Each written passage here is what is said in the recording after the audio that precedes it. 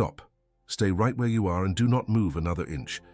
You have been looking at an empty space for so long that you began to believe the silence was a final sentence against your heart. I am not here to speak to a crowd or a general audience, but to the one who has been holding a spiritual weight that no one else can see. You did not find this by accident, and you did not stop scrolling because of curiosity. You are here because the Father has authorized a briefing regarding a specific soul you thought was lost forever. While you were weeping over what looked like an ending, a rescue mission was being completed in the unseen realm, and the timing of this word is precise to the very second. I know the agonizing weight of the unanswered prayer that has defined your last season. I see the embarrassment you feel for still caring, for still holding a place in your spirit, for someone who seems to have vanished into the fog of their own choices. You have been the strong one, the one who stays while others leave, and that strength has become a heavy garment you no longer wish to wear. You feel like your life has been placed on a permanent hold, as if you are a mere spectator to the happiness of others while you sit in a sanctuary of silence. The enemy has whispered that you are just an option, a backup plan, or a forgotten chapter in someone else's story. But the truth is far more radical and demanding than the lie you have been tempted to believe during these nights. You are currently experiencing what the heavens call hope sickness. It is that visceral fear that if you dare to believe one more time, the disappointment will finally destroy what is left of your heart. You have built walls not to keep people out, but to keep the remaining pieces of yourself from falling apart under the pressure of a promise that hasn't yet touched the ground in your reality. Think of your life in this season as an underwater cable stretched across a vast and dark ocean. Deep beneath the surface, under immense and crushing pressure, you have been carrying signals and life-giving data while remaining completely invisible to the world above. You felt the weight of the water, but you never realized that you were the only thing connecting two worlds together in the cold dark. You have been carrying a hidden intercession that paid a debt you did not owe. While your own heart was breaking into 1,000 pieces, your silent endurance was acting as a spiritual anchor that kept another soul from drifting into total, irreversible darkness. You thought you were just surviving a separation, but you were actually performing a ransom in the highest courts of the celestial realm. The Father has watched you in the secret place where you chose to forgive instead of curse. He saw the moments you wanted to walk away but stayed on your knees because a covenant you didn't fully understand was pulling at your spirit. You saved their soul while you were losing your own breath, and that sacrifice has generated a spiritual currency that is now being called into account. If this word is already landing in your spirit and you feel the weight of this truth shifting your internal atmosphere, I want you to take a small but significant step. Type "I am here" in the comments right now. Do not do it for the platform, but as a formal declaration to the heavens that you have showed up for the specific word prepared for you today. The weight you have endured is coming to a violent end, not because time has simply passed, but because the rescue you performed in the spirit is now demanding a physical manifestation in the flesh. The Father is not just bringing back a person. He is closing a circle that was opened in tears and is now being sealed in fire. You are moving from waiting to authority. There is a protocol for this homecoming that you must understand, or you will accidentally sabotage the very thing you have spent years praying for. The window of manifestation is open, and the angel of the crossroads has already been dispatched with the keys to the door you thought was locked forever.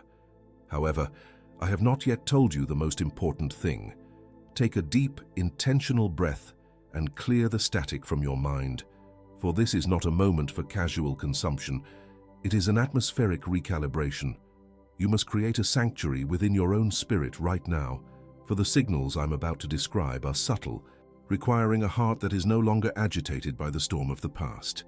Your private world is about to meet the Father's public agenda. Imagine you are stepping into a room where the air is thick with the scent of answered prayers.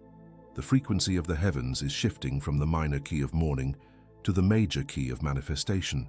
Be still and know that the evidence of your victory is already surrounding you, hiding in plain sight, waiting for the eyes of your spirit to finally acknowledge their arrival at your doorstep. The first sign is a sudden, inexplicable impulse to organize your physical environment. You have felt a strange restlessness that compels you to clean out closets, rearrange furniture, or dispose of items that have sat untouched for years. This is not mere tidiness, it is the docking station protocol. You are subconsciously clearing the divine runway because the Father is preparing the space for a heavy landing. The second evidence is the sudden appearance of a specific melody in a public place. You will hear a song that was once the soundtrack to your deepest grief, perhaps the very tune that played when the silence first began years ago. When you hear it now, it will not bring a sting of pain, but a wave of peace. This is the Father reclaiming the frequency of your sorrow. Third, you have begun to notice the scent of rain in a dry season, even when the sky above remains perfectly clear and the ground is parched. This sensory anomaly is the covenant humidity manifesting in your physical space. It is the sign that the atmospheric pressure of the wilderness is breaking, and the drought of the soul is being superseded by the approaching storm of divine restoration. The fourth sign is the digital breadcrumbs left by the angel of the crossroads. You have been seeing repeating sequences like 3:33 or 11:11, or perhaps a notification from a dead thread suddenly pops up at the exact moment you were thinking of giving up.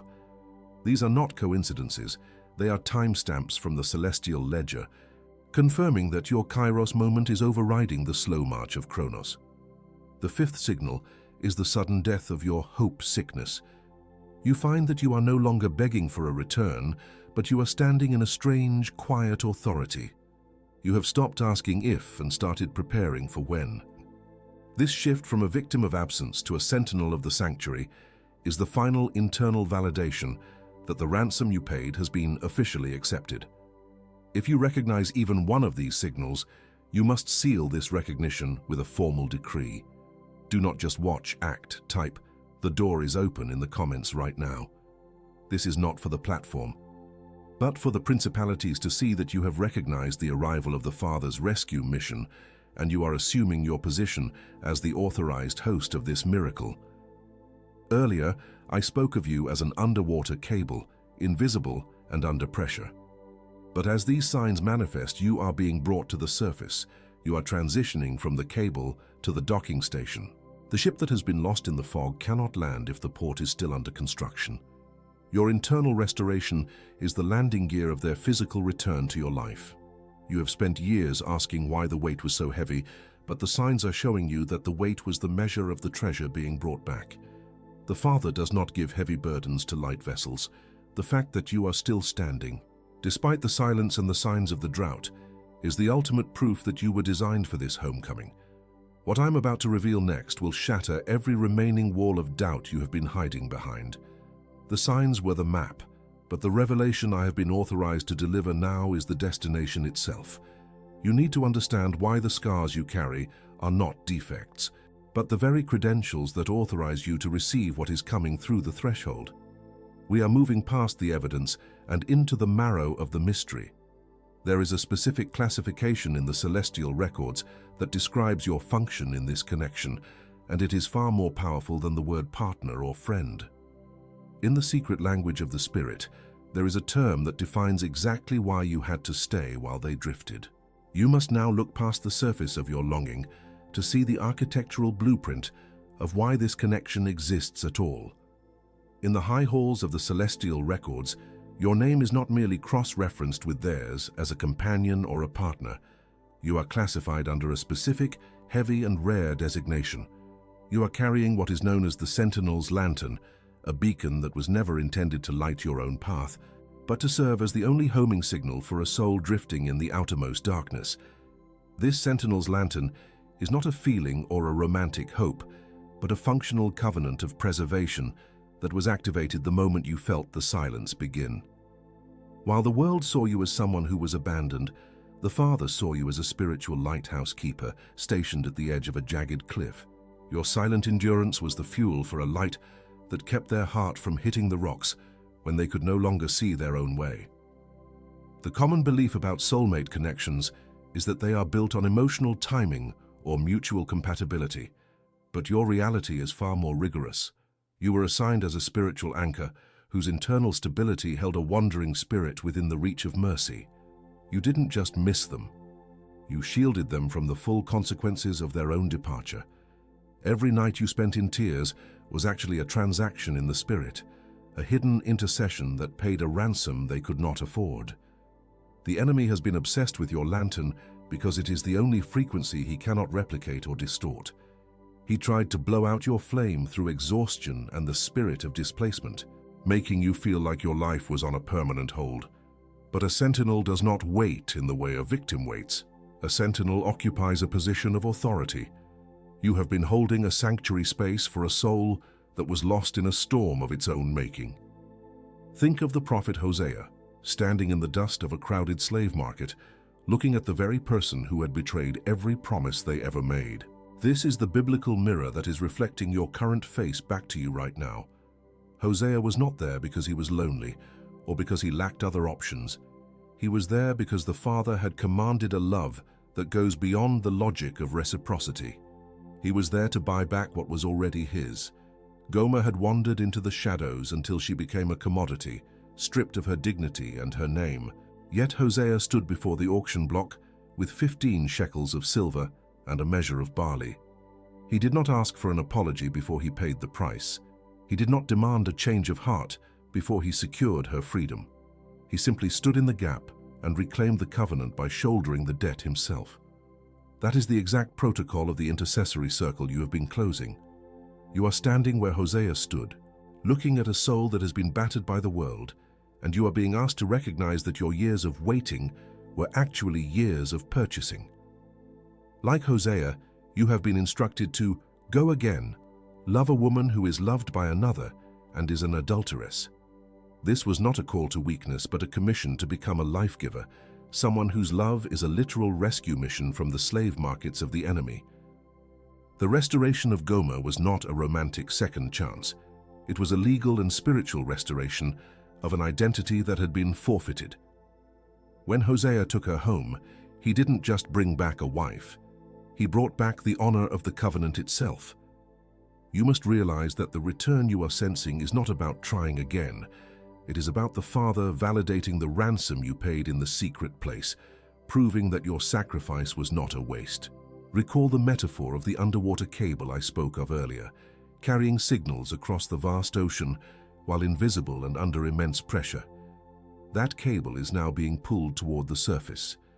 The signals you have been carrying in the dark, the prayers, the tears, the silent decrees, are finally transitioning from digital data into audible voices. The pressure was never intended to crush your spirit. It was designed to temper the cable so it could withstand the weight of the homecoming. As the cable surfaces, the signals are becoming clearer and more urgent. You are moving from the deep pressure of the unseen realm into the atmosphere of manifestation. The hope sickness you felt was the result of the cable being stretched to its absolute limit just before it reached the other shore. You are no longer just a carrier of a promise.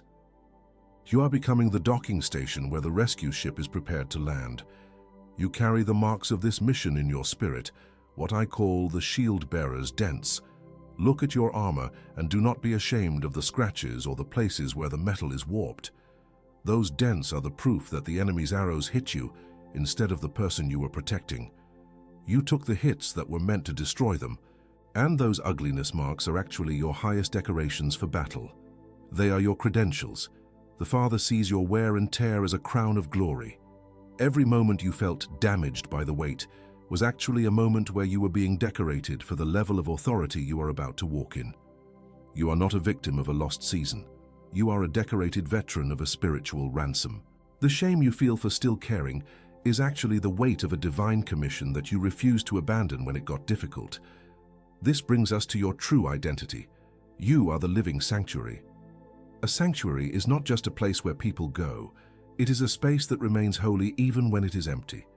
You have kept the altar of your heart clean and the incense of your intercession burning even when there was no one there to see it. Because you kept the sanctuary open, the Father now has a consecrated place to bring the redeemed soul back to. The homecoming protocol is now in its final stages because the sanctuary is ready. The signals have been processed, the ransom has been paid, and the light in the sentinel's lantern is being turned to its highest intensity. You are no longer just a person who is missing someone. You are the authorized host of a miracle that will silence every critic who watched your years of silence. The Father is closing the circle. You have reclaimed the frequency of your sorrow and turned it into a homing beacon. The scent of rain you have been noticing is the humidity of the covenant, signaling that the dry season of the sanctuary is over. The Father is not just bringing back a person, He is bringing back your public honor to match the private sacrifice you made in the dark.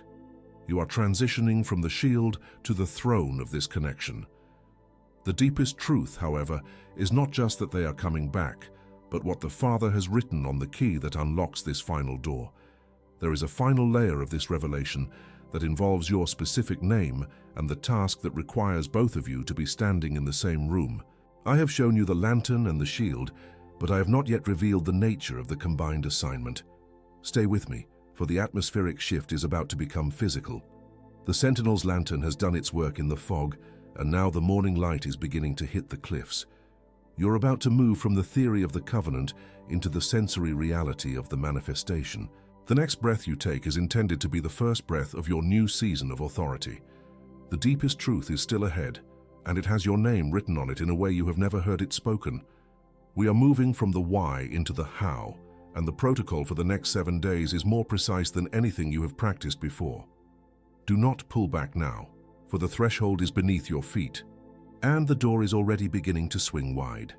You are no longer to see yourself as the one who was left behind, or the one who was forgotten in the shadow of another's departure. The Father has officially reclassified you in the celestial archives today. You are the intercessory anchor. This means you were the fixed point in the Spirit, the unmovable weight that held a drifting destiny within the reach of divine mercy when they were lost in the storm. Because you accepted the weight of the anchor, you now possess the legal authority to command the tide to turn in your direction. Your position as the anchor authorizes you to claim the soul you held in place during the hurricane of their own choices. The resistance you felt was not a sign of failure, but the proof that the line was holding. You are now authorized to pull that line home. Hear the sound of the Father's voice as He places a new mantle upon your shoulders, for you are being named the Covenant Keeper. You did not just wait for time to pass. You guarded a spiritual contract that the other person was too broken to remember. While they were wandering in the fog of self-destruction, you were the silent and faithful guardian of the promise's integrity in the secret place. As a covenant keeper, you are now entering the season where the Father's faithfulness is personally triggered by your endurance. This identity unlocks the celestial ledger on your behalf, forcing a settlement of accounts. Every night you spent protecting a promise that seemed dead has generated a spiritual interest that is now being paid out in the form of a physical manifestation you can finally see and touch. You must recognize the final layer of your coronation, for you have become the living sanctuary. You are not a victim of an empty house or a cold bed. You are a consecrated space that has been kept holy for a specific arrival. The Father has used the silence to sweep the floors of your heart and light the lamps that only a miracle can fuel in this dark hour. This sanctuary you have built is the only place on earth where the redeemed version of this soul can actually survive and find rest. The world has broken them, but your spirit has been prepared to heal them. You are no longer asking for a favor, you are offering a rescue. This shift in posture from the beggar to the benefactor is the final key that turns the lock. Being the living sanctuary means your internal environment has finally reached the frequency required for the homecoming protocol. You are the docking station where the rescue ship is cleared to land. Because the sanctuary is ready, the wanderer no longer has a reason to stay in the wilderness. Your peace is now the magnetic force that is pulling them through the final threshold of their long-awaited return. If you are still here, feeling the heat of these names landing on your spirit, gently press the like. Do not do it for me, but because someone whose soul is currently in the balance needs to find this frequency through your act of service. Your shield is dented and your cable has been under immense pressure. But you are surfacing now, carrying the weight of a divine miracle. The Father is looking at your scars and seeing the map of a successful ransom mission. You have been brought to the surface to see the sunrise on the very water that tried to swallow your hope forever. The transition from the depths to the light is happening in this very moment. You are breathing the air of a world where the ransom has been paid in full. Your underwater cable is finally emerging from the dark, cold depths of the ocean. The signals you carried in secret are becoming loud and clear. The pressure that tried to crush you has only served to make you indestructible. You are standing on the shore of your manifestation, watching the ship break through the fog. The silence is over. The signal is clear. The ransom mission is reaching the dock. I promised I would come back to something. I will. But first, there is something critical you need to understand about what happens next. You are standing at the threshold of the most dangerous part of the rescue. The door is open, but the enemy is preparing a counterfeit shadow to steal your peace. You must know how to distinguish the true return from the temporary echoes of the past. I promise to show you exactly what happens the moment you assume your position of authority at the threshold. You must understand that the enemy does not fear your waiting, but he is terrified of your recognition. The second you lit the sentinel's lantern and accepted your role as the intercessory anchor, an alarm went off in the kingdom of darkness. A specific counter-strategy is being deployed right now to make you abandon your post before the ship reaches the dock. The first tactic is the sabotage of memory. The enemy will flood your mind with high-definition replays of this person's worst moments, their betrayals and the coldness of their departure. He wants to convince you that the person returning is the same broken version that walked away years ago. These thoughts will sound like your own logic, whispering that you are being a fool to hope again. Using your past pain as a weapon against your future, you must counter this sabotage with the decree of newness. When the shadow of the past arises, you must verbally declare, "I do not recognize the person the Father has redeemed by the sins I have already forgiven." You are refusing to hold a resurrected soul hostage to a dead version of themselves. This decree breaks the enemy's legal hold over your mental atmosphere and protects the sanctuary of your heart from being defiled by bitterness. Next, expect the spirit of comparison to move against your peace. You will suddenly notice perfect couples everywhere, people whose paths seem easy and whose love looks unblemished. The enemy wants you to feel that your restored connection is second class because it required a ransom and left you with scars. He wants you to trade your miracle for a counterfeit sense of inadequacy, making you resent the very story that the Father is currently crowning. Your defense against this comparison is the shield of the unique path. You must look at your shield bearer's dents and announce with authority, "My scars are the proof of a miracle, not the evidence of a mistake." Your story is not a tragedy. It is an epic of redemption that carries more weight in the spirit than a love that was never tested. This shield turns your perceived shame into a banner of divine victory. The third tactic is the anxiety of the how. As the atmospheric pressure of the return increases, the enemy will push you to help God. He will create a false sense of urgency, tempting you to reach out, send a text, or check their digital footprint prematurely. This is designed to break the docking protocol by causing a collision before the ship is properly aligned. It is a trap intended to make you trade your authority for a moment of desperation. You must employ strategic stillness, specifically the fast of the phone. For the next 24 hours, I am instructing you to enter a total digital silence regarding this connection. Do not check, do not post, and do not search. This fast is a physical act of trust that allows the Father to move without your interference.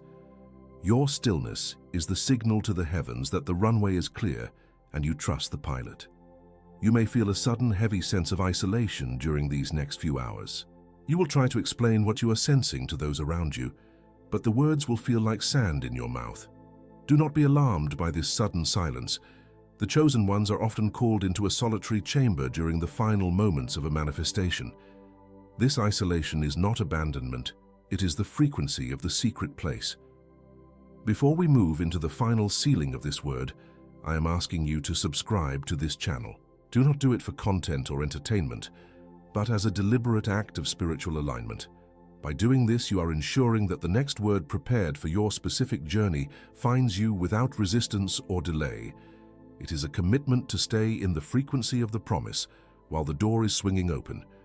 You have been briefed on the enemy's moves, and you have been given your armor. The sentinel's lantern is burning bright, and the threshold of your sanctuary is secure. But do not think the battle is over just because you are prepared. The most intense part of the homecoming protocol is the moment the physical meets the spiritual. We are now approaching the prayer that seals the rescue mission once and for all. Stay with me. The deepest truth is no longer a shadow in the distance. It is a weight you are about to feel in your very hands. The ransom has been paid, the tactics have been exposed, and the Father is clearing his throat to speak the final decree over your life. We are moving from the preparation of the armor into the power of the activation. Do not move from this frequency. Close your eyes right now. I want you to place your right hand over your heart and your left hand open, palm facing upward, in a posture of total reception. Feel the weight of the air in the room change as the atmosphere of the secret place begins to press against your physical reality. This is not a moment for your mind to analyze. It is a moment for your spirit to inhale the frequency of the finished work. Take a deep, intentional breath, and as you exhale, imagine the years of accumulated tension leaving your lungs like a gray mist. You are creating a vacuum within your soul that only the Father's decree can fill. The threshold has been crossed, and the angel of the crossing is standing before you, waiting for the formal legal release of the heavy garments you have worn for too long in the wilderness of the unanswered prayer. First, you must release the spirit of hope sickness, that paralyzing fear that believing one more time will be the final blow to your heart. I declare that the trauma of chronic disappointment is being surgically removed from your spiritual DNA right now. You are no longer a hostage to the "what if it fails" cycle. You are being granted a new, indestructible capacity to expect the good. The sickness of the weight is being healed. I command you to let go of the version of yourself that felt like an option, a backup plan, or a forgotten chapter in someone else's story. You are releasing the embarrassment you felt for still caring when the world told you to walk away and forget. That shame was a cloak designed by the enemy to hide your royal status, and today we tear it from your shoulders and cast it into the fire. We release the high-definition replays of betrayal and the cold echoes of the departure that have haunted your quiet hours. You are not just forgiving, you are being granted a holy amnesia regarding the sins the Father has already washed away in the blood of the covenant. The legal hold that the enemy had over your mental atmosphere is broken because you no longer recognize the evidence of the dead person they used to be. Release the feeling of being on hold. You are dropping the weight of the years you thought were wasted in the dark pressure of the deep. I declare that your time is being redeemed, and the spirit of displacement that tried to make you feel invisible is being evicted from your territory. You are stepping out of the shadows of the missing and into the light of the found, fully present and authorized. Before we activate your new status, you must seal this release. I want you to type, "The ransom is paid," in the comments right now. Do not do it as a mere response to a video, but as a formal covenantal decree to the principalities that you have surrendered the old debt and the old pain. This is your signature on the release papers of your own heart, witnessed by the heavens. I call forward the intercessory anchor within you. I activate the authority of the fixed point that held a drifting soul in place during the hurricane of their own choices. Because you did not move when the pressure was at its peak, you now possess the legal right to pull the line home. I declare that the resistance you felt is now becoming the momentum that brings the manifestation through your door. I activate the covenant keeper. You are no longer waiting for a promise. You are the guardian of a divine contract that has reached its maturity. I call forth the spiritual interest that has accumulated on your secret sacrifices and your silent tears. I declare that your faithfulness has triggered a settlement in the celestial ledger, and the resources of the heavens are now being diverted to honor your endurance. I activate the Mi-Chi, living sanctuary. You are the consecrated space, the holy docking station where the rescue ship is finally cleared to land. I declare that your internal peace is now a magnetic force that the wanderer cannot resist any longer. Your heart is the only place on earth where their redeemed version can find rest, and I decree that the arrival is imminent and the guest room is ready. Seal your activation now. Type, "I am the sanctuary," in the comments as an act of spiritual recognition. You are naming yourself in the presence of the Father and the clouds of witnesses. This is the moment your identity shifts from the one who is lacking to the one who is the authorized host of the miracle. Your words are the bricks of the homecoming bridge that cannot be broken.